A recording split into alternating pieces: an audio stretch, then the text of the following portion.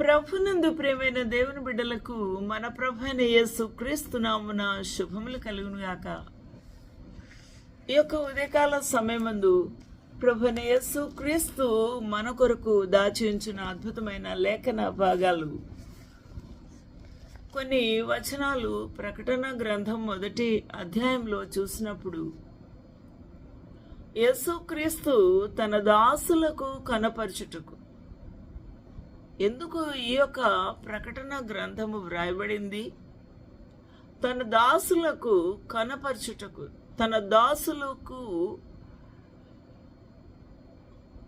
తెలుసుకోవడానికి, అర్థం చేసుకోవడానికి దేవుడు ఆయనకు అనుగ్రహించిన ప్రత్యక్షత. ఎవరికి? యోహాను ప్రకటన గ్రంథకర్త యోహాను భక్తునికి. ఈ సంగతులు త్వరలో సంభవింపనై ఉన్నాయి. ఈ విధంగా ఈ లేఖనాల్లో లిఖించబడిన విషయాల్ని దాదాపు యోహాను మహాభక్తుడు యేసుక్రీస్తు ప్రభు యొక్క పరిచర్యలో శిష్యుడుగా ఉన్న పద్మాసు ద్వీపములో పరవాసిగా ఉండి దేవుని యొక్క దర్శనములను చూసిన మహాభక్తుడు ఈ యొక్క భక్తుడు. ఈ భక్తుడు యోహాను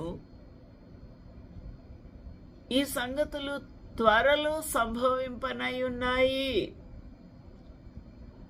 ఆయన తన దూత ద్వారా వర్తమానము పంపి ఉన్నాడు. ఈ వర్తమానము, ఏ వర్తమానము? ఈ సంగతులు త్వరలో సంభవింపనై ఉన్నాయి అని తెలియచేయుము అని. ఆయన దూత ద్వారా వర్తమానము తన దాసుడైన యోహానుకు వాటిని సూచించారు. కాబట్టి ఈ యొక్క గ్రంథకర్త అయిన యోహానుకు ప్రభువుకి దాసుడుగా, సేవకుడుగా ఉన్న యోహానును ఎంపిక చేసి ఈ ప్రత్యక్షతను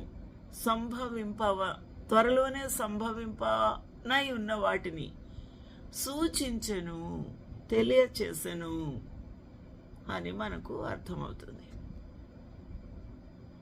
The revelation of Jesus